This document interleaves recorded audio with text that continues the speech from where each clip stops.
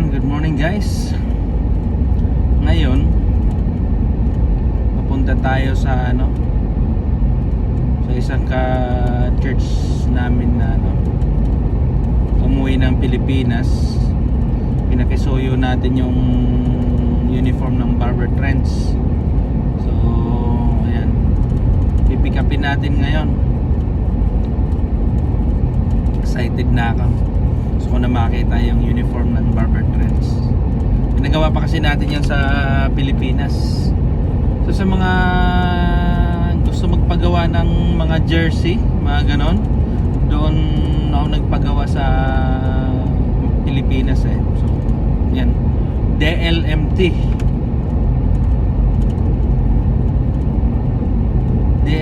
yung pangalan nung pinagpagawa natin. Mahusay, magaling yung mga graphic designer nila. Ganda ng pagkakadesign ng uniform natin. Pakikita ko rin sa inyo. Ngayon nasa biyahe tayo.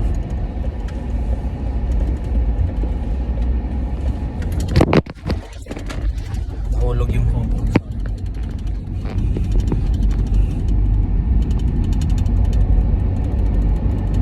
Samahan nyo ako.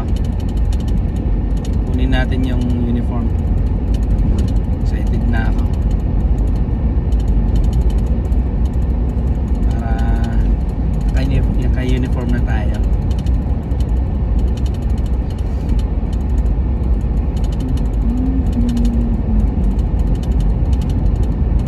Musta naman kayo dyan?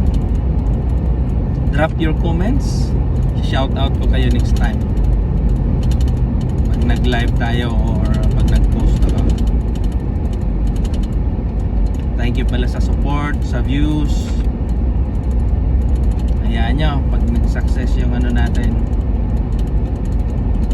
mamamahagi tayo ng biyaya sa mga followers at viewers natin. Abangan nyo lang. Di man ngayon, pero sa mga susunod na pagkakataon, pag na build up na natin yung business, kumikita na ng maganda, makakatulong na rin tayo sa mga barberong gustong makarating dito sa Australia. Tutulong tayo, mag-sponsor tayo. Kailangan lang nila ma-meet yung qualifications and requirements ng immigration dito sa Australia. Kasi dito hindi naman basta-basta talaga makapasok pagka hindi ka qualified or kulang ka sa requirements. Say for example na lang, overage ka, so medyo mabigat na kalaban yon, wala tayong remedyo doon. Pero sa mga high school ka, nakatapos ka ng high school, may paraan. Pwede ka mag-English test, yung PTE or IELTS. Yung mga review center naman, mayroon din namang tawag dito, YouTube. Yung iba, YouTube lang. Kung kaya nyo naman i-catch up yung tutorial sa YouTube, nakakatulong, malaking tulong. So yan. Tapos siyempre yung mga natin, compliance doon sa training certificate, work certificate, payslips. Kailangan kung gusto nyong makarating sa Australia, sa mga kapwa ko barbero dyan sa Pilipinas, lalo na yung mga bata-bata pa na nangangarap makapag-ibang bansa, comply nyo lang yung mga requirements. Kailangan nasa high-end kayo at least para may payslips, saka may hulog yung SSS, PhilHealth, Pag-ibig. Kasi isa sa supporting document yun na hinahanap pagka nag-apply ka dito. Katunayan na empleyado ka nung company na yun or barbershop kasi hinulugan kanila ng benefits, no? Kaya yan, para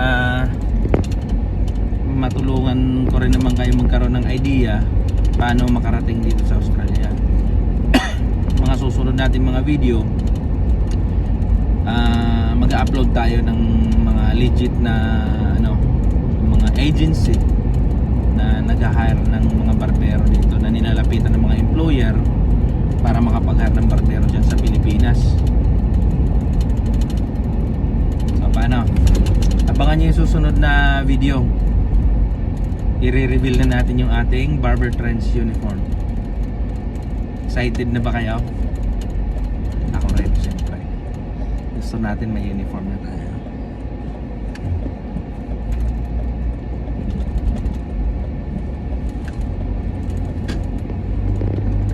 Sige, sa susunod na video i-upload na natin yung pakikita ko na sa inyo yung uniform ng Barber Trends. Hindi ako naglagay pala ng gul pala ng buko. Hindi ako naglagay ng product kasi papagupit ako mamaya sa pamangkin ko. Shout out pala sa pamangkin kong mahusay at magaling gumupit, Jerwin Burmate. Nandito rin sa Australia kasama ko.